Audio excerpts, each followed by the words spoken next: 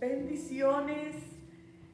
Gracias por conectarse con nosotros en esta tarde para recibir una clase más de este discipulado, que es el discipulado 1. Gracias por conectarse en esta lección que es la número 12. Gracias por conectarse y esperamos que mientras estudiamos la palabra de Dios, el Señor mueva su mano poderosamente sobre tu vida. Oro para que el Espíritu Santo de Dios, ahí donde estás, te llene de su presencia. Aquel que está enfermo sea sanado ahora mismo por la mano poderosa del Señor. Oro para que recibas bendición, paz de Dios. Esa oración que has estado haciendo reciba contestación inmediata de parte de Dios. Que la mano de Dios se mueva poderosamente sobre tu vida, haciendo milagros en tu vida, en tu familia, en tu matrimonio, en tus finanzas. Oro que la mano del Todopoderoso, de aquel que todo lo puede, de aquel que está en todo lugar al mismo tiempo, repose sobre tu vida en el nombre de Jesús. En esta tarde tenemos un nuevo tema. Estaremos hablando acerca de la iglesia. ¿Qué es realmente la iglesia? ¿Será el edificio donde nosotros nos reunimos para ir a orar?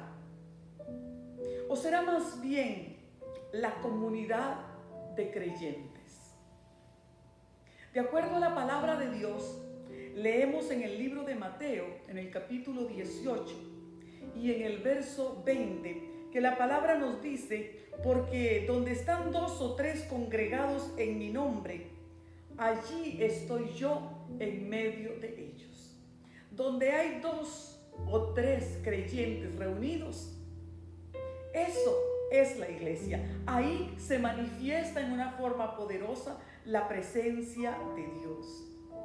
Donde quiera que estén, en un parque, en la playa, en una ciudad, donde quiera que se reúnan los creyentes, en una casa, donde quiera que se reúnan en el nombre del Señor, ahí el Señor se manifiesta. Así que la iglesia es la comunión de los creyentes, y por eso se llama comunión, es la común unión.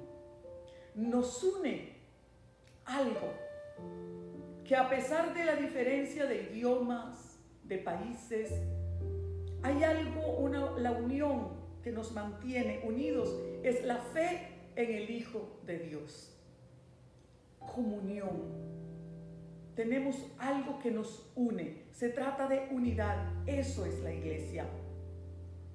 Ahora, cuando pensamos cómo nació la iglesia, ¿cuál es la historia de la iglesia? Bueno, sabemos en las Escrituras que cuando Jesucristo vino a la tierra, hecho hombre, muchos le seguían. Y dentro de aquellos que le seguían, había muchos que eran fieles, inclusive iban de ciudad en ciudad y de pueblo en pueblo, sirviéndole. Así que vamos viendo el inicio. Sin embargo, hubo un momento en que Jesucristo hace una pregunta a aquellos discípulos que le seguían. Lo vemos en el libro de Mateo, capítulo 16, del 15 al 18. Y dice así: al llegar Jesús a la región de Cesarea de Filipo, preguntó a sus discípulos, diciendo: ¿quién dicen los hombres que es el Hijo del Hombre? Ellos dijeron: unos que eres Juan el Bautista, otros Elías, y otros Jeremías, o alguno de los profetas. Él les preguntó: ¿y vosotros, quién decís que soy yo? Respondiendo Simón Pedro dijo: tú eres el Cristo, el Hijo del Dios viviente. Entonces Entonces le respondió Jesús: dichoso eres, Simón, hijo de Jonás, porque no te lo reveló carne ni sangre, sino mi Padre que está en los cielos.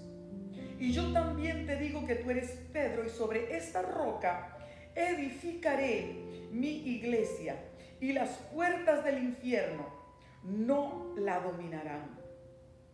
Mira qué importante este pasaje, donde Jesús le pregunta a sus discípulos: ¿qué dice la gente de mí?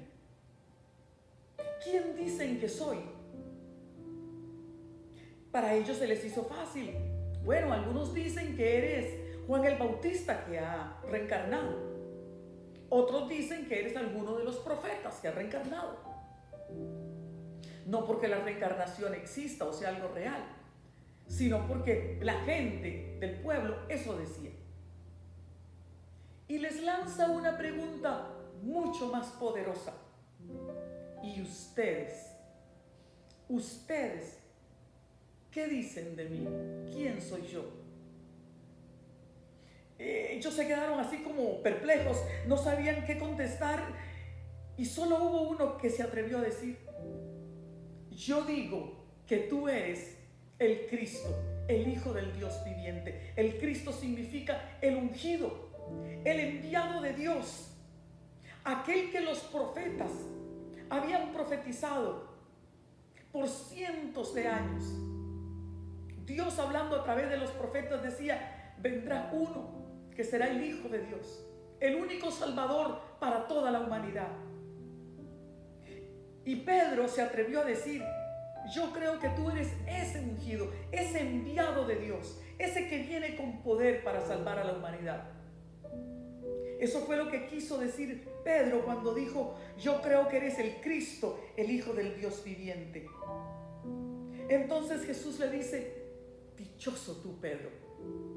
Esto no te lo dijo ningún hombre, esto te lo ha revelado Dios mismo que está en el cielo. El Padre te lo ha revelado. Y luego le dice: sobre esta roca edificaré mi iglesia.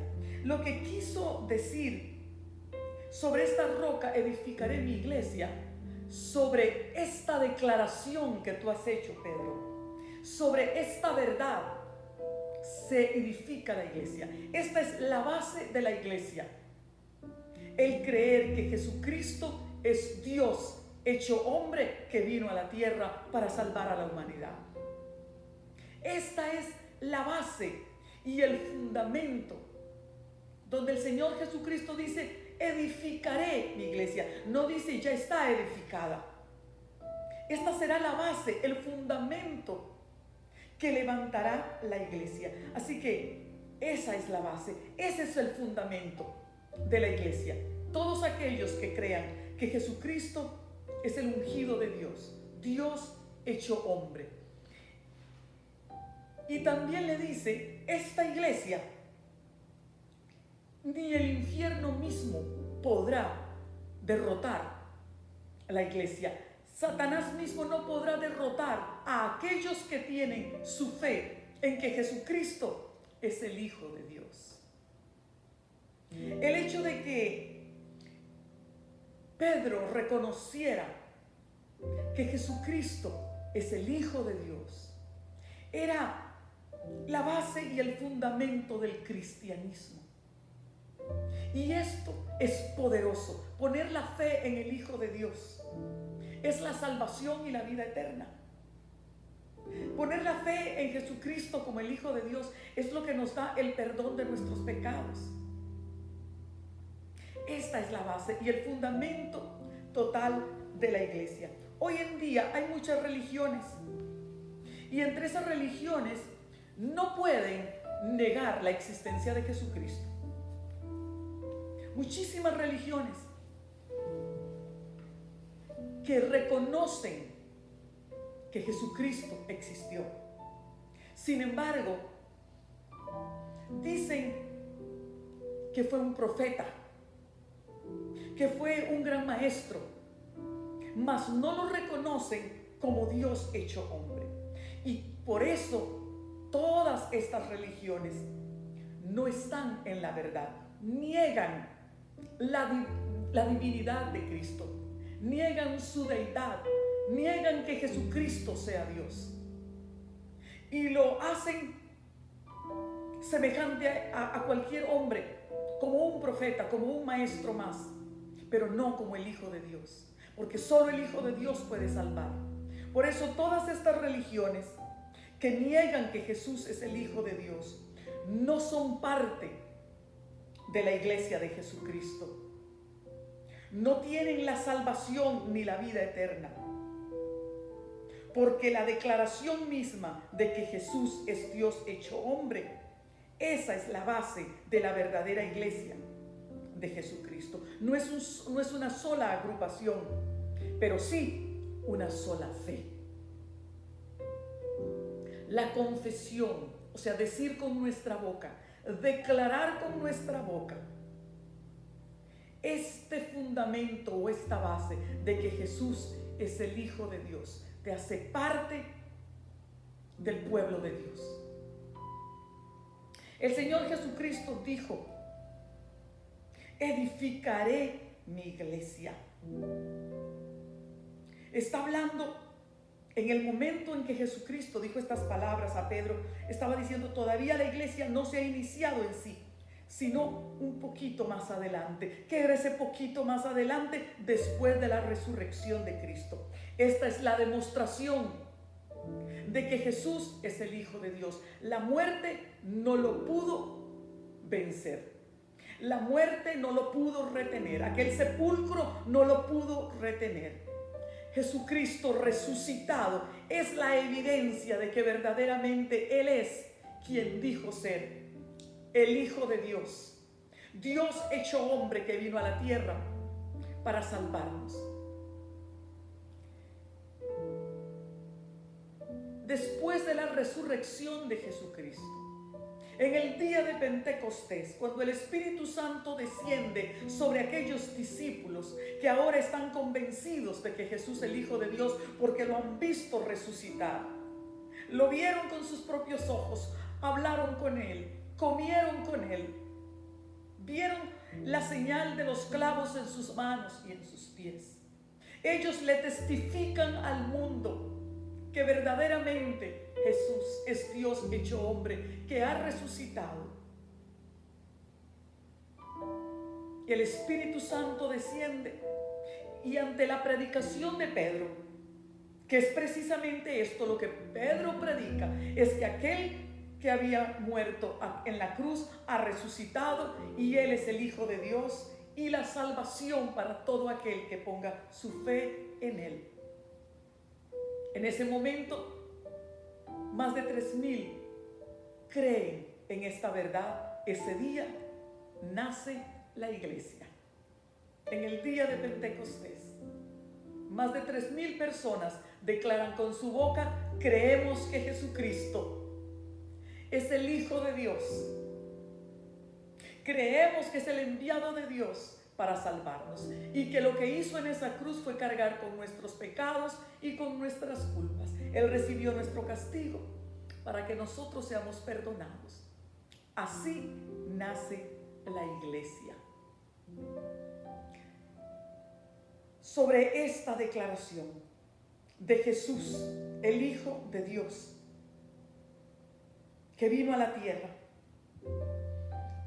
y después de ese día de Pentecostés, estos nuevos creyentes también iban y le predicaban a otros que Jesús es el Hijo de Dios, y otros se convertían y se iban uniendo cada día más y más a la iglesia. Y así la iglesia ha crecido hasta el día de hoy. Es una iglesia universal que se ha extendido por toda la tierra. ¿Sabes que la palabra universal, una iglesia universal, se dice católico? O sea que todos los que creemos que Jesucristo es el Hijo de Dios, formamos parte de una iglesia universal católica. Muchos dirán: ¿de qué está hablando? No decimos que todos seguimos una denominación llamada catolicismo, que siguen al Papa. No somos parte todo de eso, mas todos los que creemos en Jesucristo como el Hijo de Dios formamos parte de una iglesia universal que literalmente es católica, es universal, derramada por toda la tierra. Y digo que a quien seguimos, todos aquellos que creemos en Jesucristo, en quien ponemos la fe, y el líder de la iglesia y quien dirige la iglesia es Jesucristo mismo. Él es la cabeza, no un hombre. No seguimos hombres, ni adoramos hombres. Adoramos a Jesucristo, y Jesucristo en persona, Él es el líder, Él es la cabeza. Cuando decimos la cabeza, es el cerebro, el que le da las órdenes a todos los otros miembros del cuerpo. Dice en Efesios capítulo 4 y verso 15: sino que siguiendo la verdad en amor, crezcamos en todo, en aquel que es la cabeza, esto es Cristo. Eso dice Efesios capítulo 4 y verso 15. Que nosotros los creyentes, todos, seguimos la verdad y el amor y crecemos. La iglesia crece. Pero que Cristo es la cabeza de la iglesia, nuestro líder, nuestro sumo sacerdote, nuestro pontífice. Esto es, sacerdote según el orden de Melquisedec, un sacerdocio eterno, que no tiene ni principio ni fin porque es eterno. Sacerdote por toda la eternidad. Jesucristo es la cabeza de la iglesia. ¿Con qué se compara la iglesia? Con el cuerpo. Cristo es la cabeza y todos nosotros los creyentes, aún de diferentes denominaciones, formamos el cuerpo. Dice en 1 Corintios 12:27. 1 Corintios 12 dice: vosotros pues sois el cuerpo de Cristo y miembros cada uno en particular. Así que la iglesia, la unidad de creyentes, es comparado con el cuerpo de Cristo. Así como el cuerpo humano está formado por muchos órganos, por muchos miembros, por tejidos, huesos, y cada órgano y cada parte del cuerpo realiza una función. Y para que el cuerpo humano esté saludable, es necesario que cada órgano cumpla con su función. Los pulmones deben oxigenar la sangre, y la sangre es bombeada por el corazón. Y cuando aquella sangre es bombeada, el oxígeno que los pulmones dieron llega hasta el cerebro y a todas las partes del cuerpo, para que el cuerpo funcione apropiadamente. Así funciona el cuerpo humano. Muchos órganos, pero cada órgano necesita realizar su función para que el cuerpo en sí esté sano. Igual es el cuerpo de Cristo. Por eso el Señor llama a la iglesia el cuerpo. Muchos órganos, muchos miembros, muchas personas. Pero cada persona es útil, es valiosa, es importante, es necesaria. Cada persona, cada creyente es importante dentro del cuerpo de creyentes.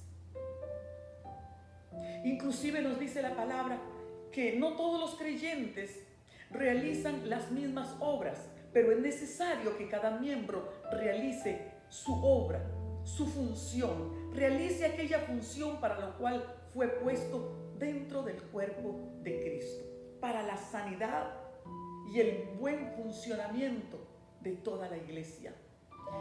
Así nos dice la palabra en Romanos capítulo 12, a partir del verso 4, dice así Romanos 12: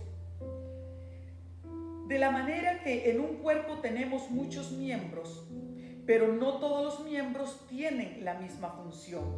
Así nosotros, los creyentes, siendo muchos, somos un cuerpo en Cristo y todos miembros los unos de los otros. Tenemos pues diferentes dones según la gracia que nos es dada. Y sigue diciendo algunos de los dones acerca del Espíritu Santo. El que tiene don de profecía, úselo conforme a la medida de la fe. El de servicio, en servir. El que enseña, en la enseñanza. El que exhorta, en la exhortación. El que reparte o el que administra, con generosidad. El que preside, con solicitud. El que hace misericordia, con alegría. Estamos leyendo que cada persona tiene un don dado por Dios, dones espirituales. Y la persona dentro de la iglesia es necesaria que realice su función para que todo el cuerpo de creyentes funcione normalmente. Algunas personas tienen por costumbre decir: yo asisto a una iglesia, escucho el mensaje y nada más, yo no me quiero involucrar, yo no quiero trabajar, yo no quiero compromisos.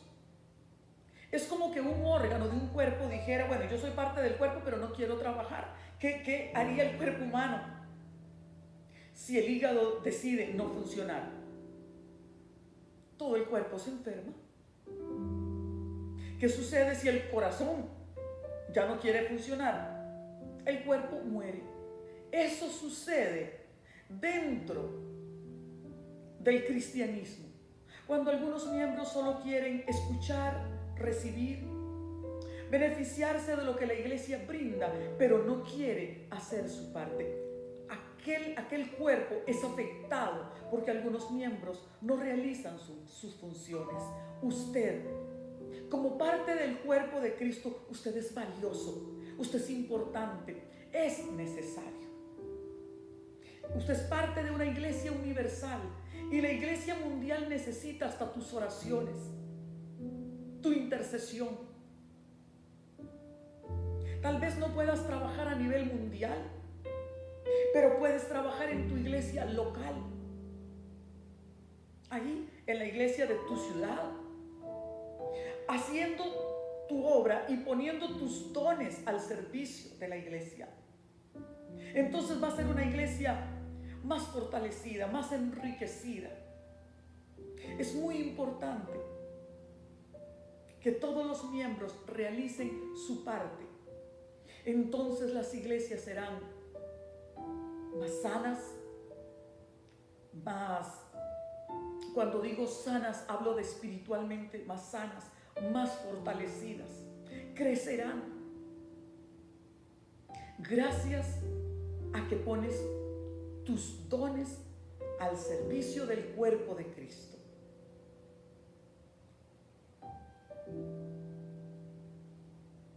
Hay un concepto también. Yo quiero escuchar las cosas que la iglesia enseña, pero yo no quiero ser parte de la iglesia. Yo no quiero congregarme. Yo recibo por televisión. Como decía anteriormente en otro estudio, llegar a través del internet, a través de la televisión, es una bendición en tiempos de pandemia. Para aquellos que están enfermos, para aquellos que no pueden salir de sus casas. Cuando hay un anciano que está en cama, esa persona puede recibir el mensaje aunque no se puede congregar. Pero dice la palabra de Dios: no dejemos de congregarnos como algunos tienen por costumbre.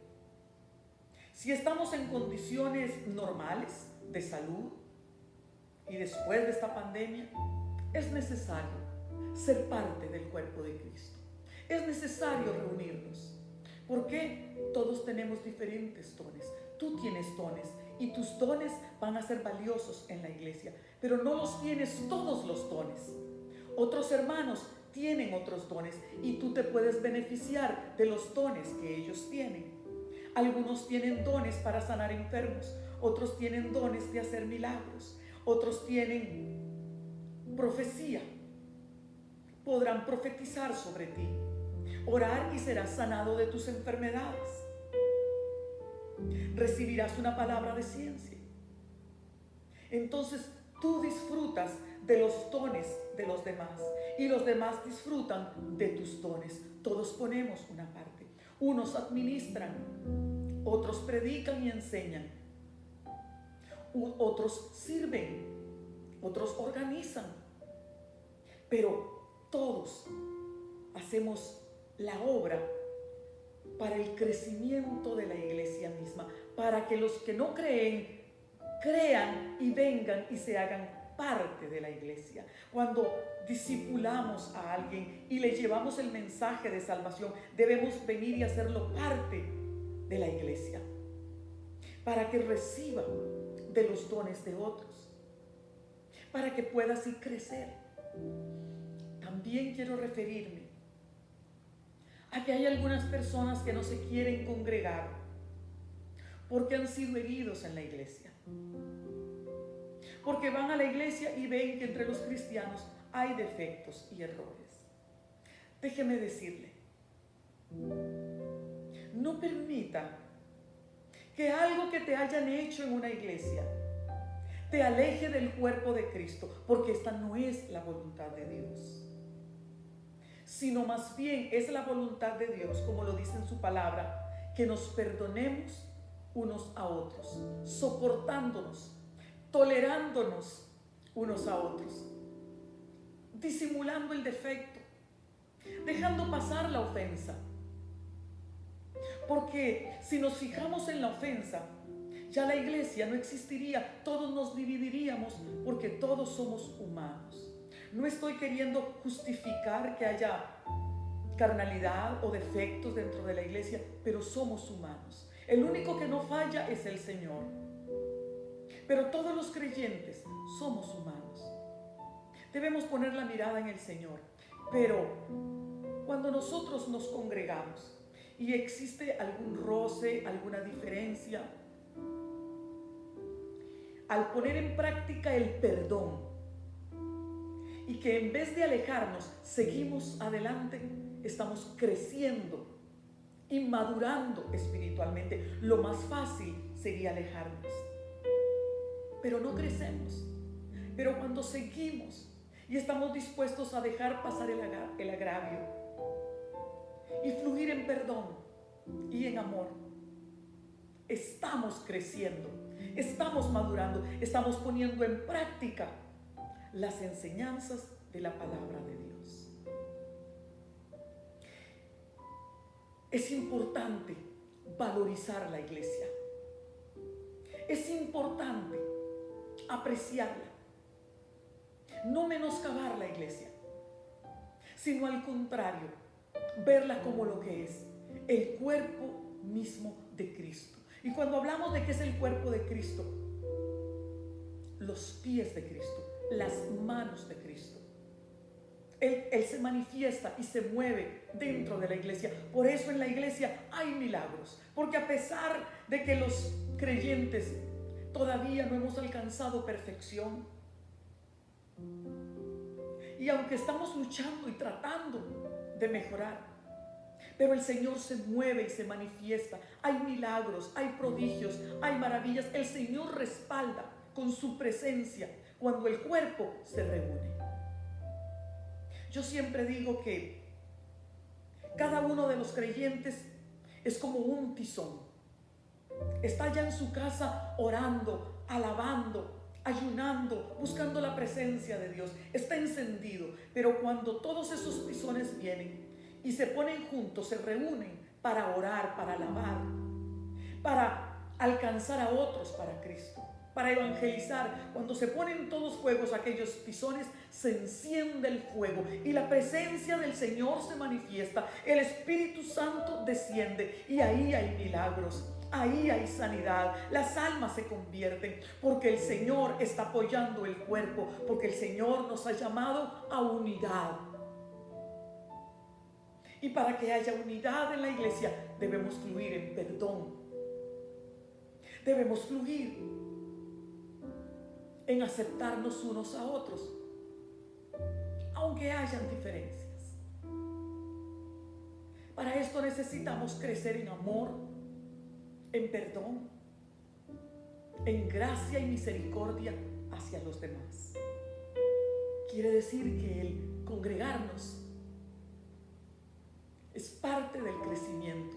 Nos va a llevar a una madurez, a un crecimiento espiritual. La iglesia es una bendición. Dice también en Efesios 4:11 que Él mismo, el Señor, constituyó a unos apóstoles, a otros profetas, a otros evangelistas, a otros pastores y maestros. Estamos hablando de los dones de servicio. No a todos nos llama a ser pastores. Hay unos profetas, hay otros que son evangelistas, pero todos trabajamos por una misma causa: alcanzar a los incrédulos, alcanzar a aquel que no cree, para que venga a ser parte de Cristo, para que sea salvo.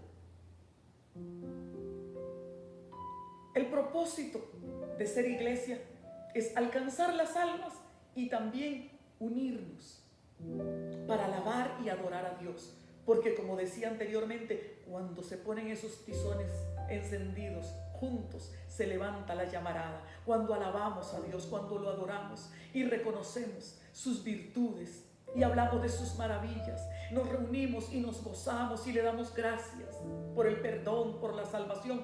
Ahí Dios se manifiesta. Así que es maravilloso el cuerpo de Cristo. Todos hacen labores diferentes.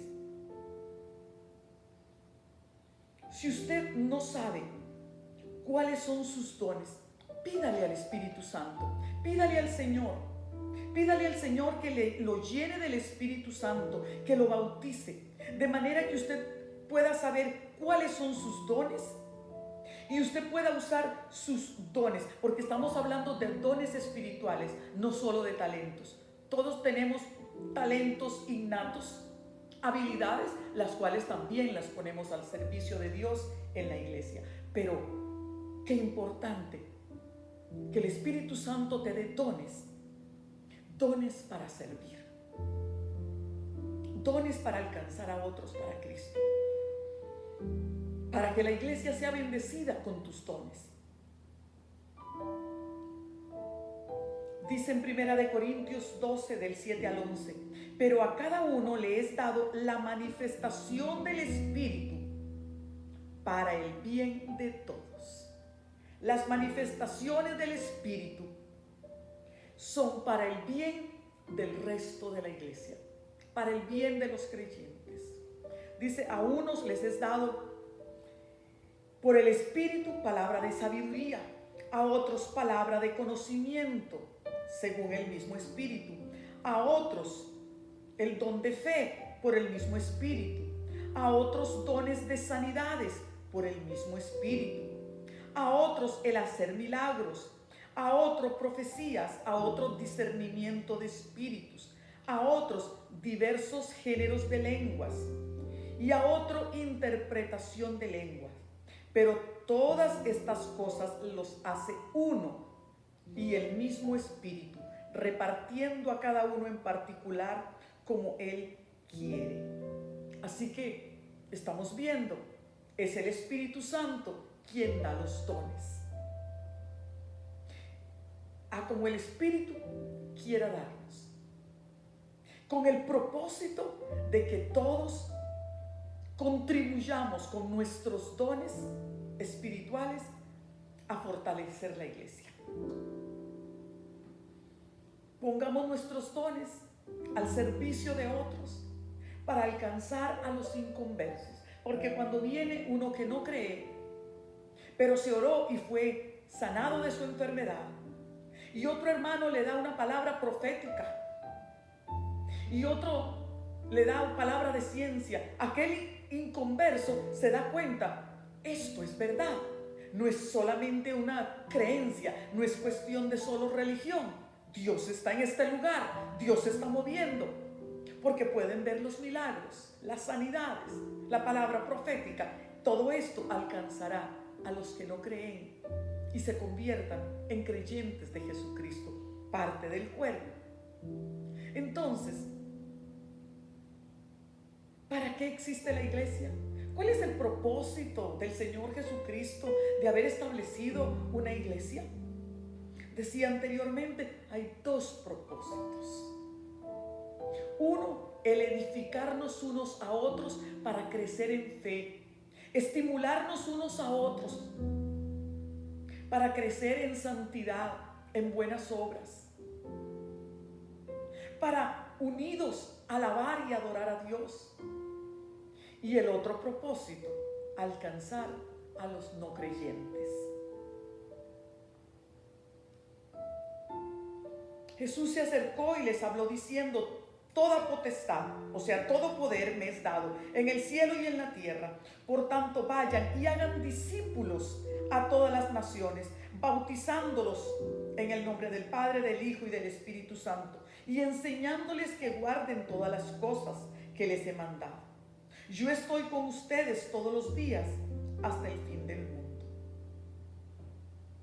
Entonces, estamos viendo aquí un propósito para hacer iglesia, es ir y evangelizar, ir y predicar el evangelio, ir y alcanzar a los inconversos. Este es un gran propósito. Cuando la iglesia crece y está fortalecida, puede enviar misioneros a una zona remota, al campo o a otros países, para que así se extiendan iglesias por toda la tierra, para alcanzar a otros para Cristo, para discipularlos, enseñándoles todo lo que nosotros hemos ido aprendiendo. Esto es importante, el discipulado, enseñar la palabra de Dios para formar a aquellos nuevos creyentes. La iglesia local, la iglesia de tu ciudad, la iglesia donde te congregas, es un grupo de personas que han pasado por la experiencia de nacer de nuevo, bautizadas en agua, símbolo de que se han arrepentido de sus pecados y dedican su vida a Cristo. Y están organizadas para alabar a Dios y para edificarse mutuamente. Edificarse mutuamente es que un hermano venga y le diga, no te desanimes, sigue adelante. Si es que tiene un problema, orar por él. Es necesario, por consiguiente, que en la iglesia se crean buenas relaciones. No solo venir y escuchar un mensaje y después nos volvemos a ver hasta dentro de 8 días, la próxima semana. No, se deben crear relaciones. Visitar al que está enfermo, al que vemos que está desanimado, tratar de alentarlo. Si alguno cae en pecado, ayudarlo a levantarse, darle una palabra para que pueda salir de aquella situación. No es para criticarse, no es para juzgarse unos a otros, no es para estar hablando el defecto unos de otros. No, esto destruye la iglesia, esto no viene de Dios. El Señor nos llama a unidad, amor, a tener entre nosotros lealtad, fidelidad. Es necesario que nos edifiquemos unos a otros mutuamente. Discipular a los nuevos creyentes, ayudándolos a crecer en fe y en el conocimiento de las verdades bíblicas. ¿Quién debe discipular? ¿Solo los pastores? No, todos los creyentes pueden enseñar. ¿Qué dice la Biblia? ¿Qué dice la Biblia acerca del creyente, acerca del cristiano? Dice que somos miembros del cuerpo de Cristo. Miembros unos de los otros. Por eso dice en Hebreos 10, del 24 al 25. Considerémonos unos a otros. O sea, pongámonos unos en los zapatos del otro. Pongámonos en la posición del otro. Consideremos al que está débil en la fe, al que está desanimado. Considerémoslo para estimularlo al amor y a las buenas obras. Que nuestras palabras lo alienten a buscar más de Dios, a seguir adelante. Vuelvo a repetir en este pasaje de Hebreos 10, del 24 al 25, dice: considerémonos unos a otros para estimularnos al amor y a las buenas obras, no dejando de congregarnos como algunos tienen por costumbre, sino exhortándonos, y tanto más cuando veis que el día se acerca. No dejemos de congregarnos. La internet, la televisión, llevan el mensaje a las casas, como dije anteriormente, para casos de emergencias, de enfermedad, para ancianos, para que puedan recibir palabra, pero en la medida de nuestras posibilidades debemos congregarnos. ¿Y para qué debemos congregarnos? Para que vayas a edificar a tus hermanos. No que llegues a la iglesia solo a escuchar el sermón y te vas. No, sino llegar a buscar por quién oro, a quién ministro, a quién le doy una palabra de aliento, a quién le puedo llevar una tarjetita. Mire qué linda idea. Que cada vez que vas a la iglesia lleves un mensajito, le ores al Señor y le digas: ¿quién necesita una palabra de aliento? Le voy a escribir un mensajito y se lo entregas a algún hermano. ¿Cuánto puede edificar a ese hermano esa nota? Eso me sucedió a mí, no dentro de la iglesia, un tiempo muy difícil estando en mi país, y tenía problemas financieros, tenía problemas con los negocios, y yo solía llegar a abrir el buzón. Y una vez encontré una tarjeta que decía: sé que estás en problemas y estoy orando por ti todos los días y sé que Dios responderá. Nunca supe quién puso esa tarjeta en el buzón, pero les puedo decir, supe que le importaba a alguien, que alguien estaba orando por mí, y eso me levantó en fe y en esperanza aún en medio de mi problema. Después Dios contestó con el tiempo y me levanté de aquella situación. Pero nunca he olvidado que hubo una persona que vino hasta el buzón de mi negocio a poner una tarjeta diciéndome que oraba por mí. ¿Qué tal si tú haces eso mismo? Eso es edificar la iglesia. Para la edificación, para eso el Señor nos da talentos, habilidades y dones espirituales. Debemos fluir en los dones espirituales. Muchas personas tienen los dones, pero cuando están en la congregación no los usan. A veces me ha pasado que algunos me dicen: pastora, tuve una visión, recibí algo, y me lo dicen después de que ya el servicio ha terminado. Debemos atrevernos a decir dentro del servicio: tuve una visión, recibí una palabra. El Señor quiere que leamos este pasaje bíblico, me lo acaba de dar, porque eso edifica. Todos participamos en el servicio, no son solo los que cantan y el que predica, los que participan. Todos los que están sentados en las bancas pueden participar y decir: el Señor me dio este mensaje, el Señor me dio esta palabra, el Señor me pidió que leyera esta cita bíblica. Y entonces se enriquece aquel servicio, porque todos somos parte. Esa es la idea. A veces las iglesias son demasiado grandes y les cuesta darle participación a todos. Pero entonces en un grupo de oración, en las casas se puede hacer y todos participan. Nos cuenta que a los inicios de la iglesia, en la historia de la iglesia, nos cuenta en Hechos 12, en el verso 42, y perseveraban en la doctrina de los apóstoles, en la comunión unos con otros, en el partimiento del pan y las oraciones. Mire qué lindo. Todos perseveraban en la enseñanza. Lo que los apóstoles les enseñaban, lo ponían en práctica.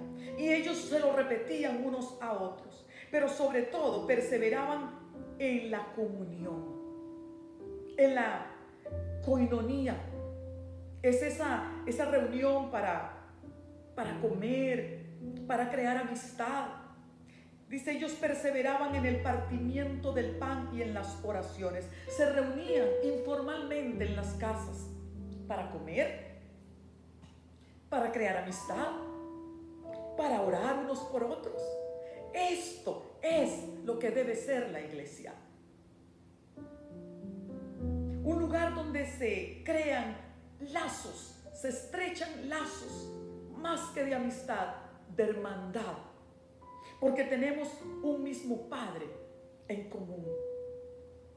Este es el verdadero concepto de la iglesia. Pero todos debemos contribuir. Todos debemos ir a la iglesia con ese propósito de amarnos unos a otros, de establecer relaciones maduras. Dice que la iglesia primitiva perseveraba en la doctrina, en la comunión. El Señor, leíamos anteriormente, ha puesto a unos como profetas, a otros como apóstoles, a otros como maestros de la palabra, como pastores. Todos tienen una labor. Entonces vemos que hay unos que administran, hay algunos que van al frente de aquella iglesia. ¿Cuál ha de ser la actitud de los creyentes para con los pastores, para con los apóstoles, para con los que dirigen? Dice en 1 Tesalonicenses 5, del 12 al 13: os rogamos, hermanos, que reconozcan a los que trabajan entre ustedes, a los que presiden en el Señor y los amonestan, a los que llaman la atención.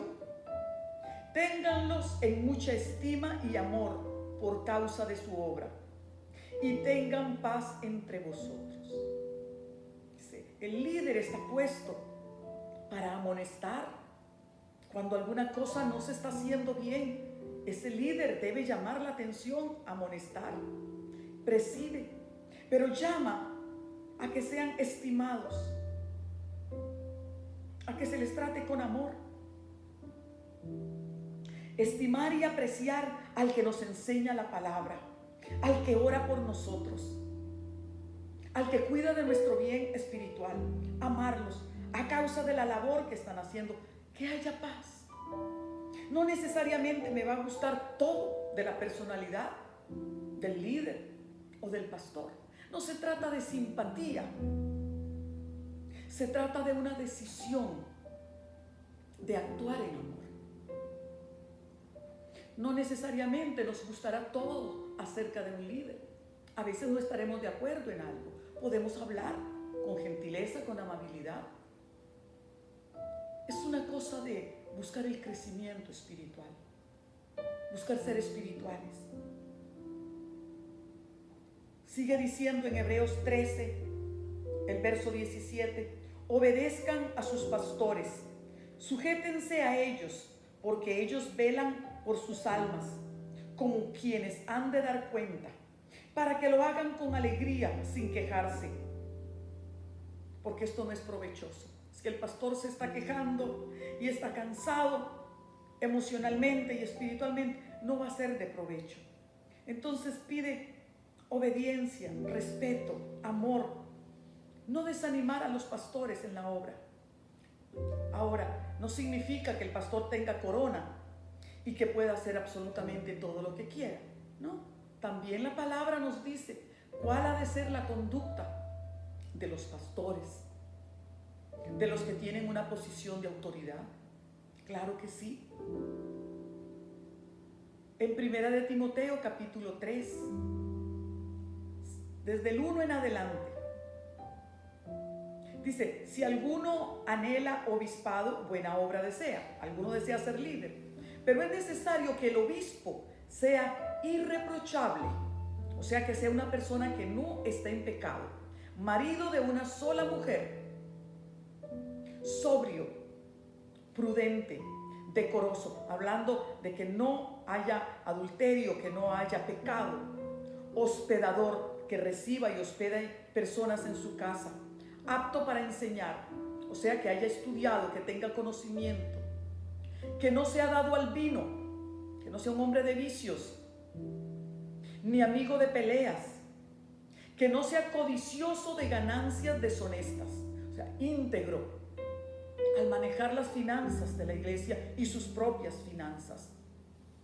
Un hombre que sea amable, apacible, que no sea iracundo, no avaro, sino más bien que dé de lo que tiene, que gobierne bien su casa, o sea, su esposa, sus hijos, que dé buen testimonio, que tenga a sus propios hijos en sujeción con toda honestidad, pues el que no sabe gobernar su propia casa, ¿cómo cuidará de la iglesia de Dios? Los pastores deben dar testimonio con su estilo de vida, con sus propias familias, que sus familias y sus hijos caminen en santidad. Dice también que no sea un neófito. Esto quiere decir no un principiante. No se puede poner de pastor a uno que todavía no ha aprendido suficiente. Un neófito es un principiante, sino que sea alguien que ya tenga conocimiento. Porque si ponemos a un neófito, dice, no sea que envaneciéndose caiga en la condenación del diablo. O sea, que se le suban los humos a la cabeza, que siente que ya lo pusieron de líder. Hay que tener cuidado en esto. También es necesario que tenga buen testimonio de los de afuera, para que no caiga en descrédito y en lazo del diablo. También hay requisitos para los diáconos, para los miembros de la junta directiva, para los que trabajan en el liderazgo. Deben ser honestos, sin doblez, quiere decir sin hipocresía, sinceros en lo que hacen, no dados al mucho vino, ni codiciosos de ganancias deshonestas, que guarden el misterio de la fe con limpia conciencia, y estos también sean sometidos primero a prueba, y luego, si son irreprochables, podrán ejercer el diaconado. Los diáconos, los líderes, la junta directiva, deben ser personas que den testimonio, que sean irreprochables.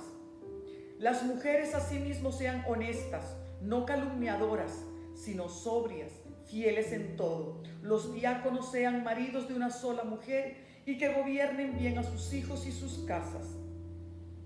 Porque los que ejercen bien el diaconado ganarán para sí un grado honroso y mucha confianza en la fe. Estamos viendo cómo debe funcionar el cuerpo de Cristo. Hay líderes, sí, también hay otros que son más nuevos, pero debe haber amor, unidad, preocupación unos por los otros.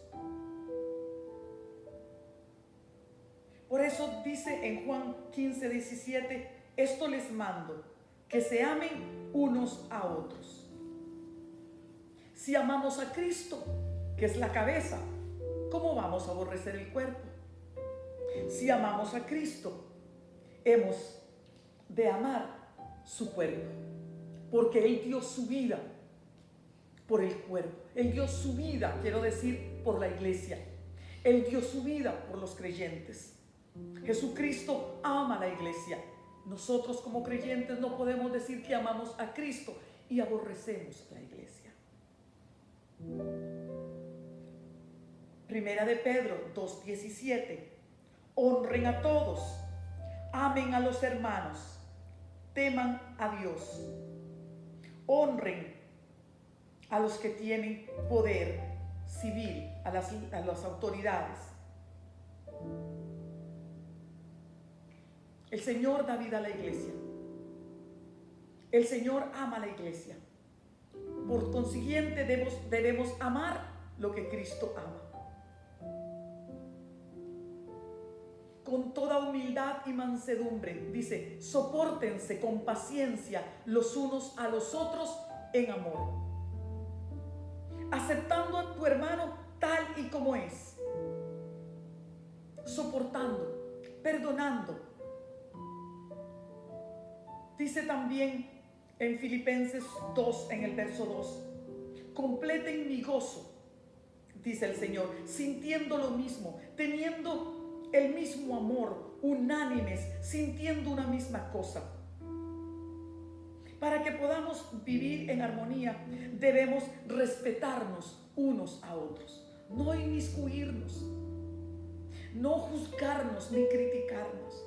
Es importante en estos tiempos en que vemos la descomposición social, donde vemos violencia en el mundo, donde vemos vicio, droga, donde vemos la corrupción en la sexualidad, donde vivimos en un mundo de desorden, de violencia.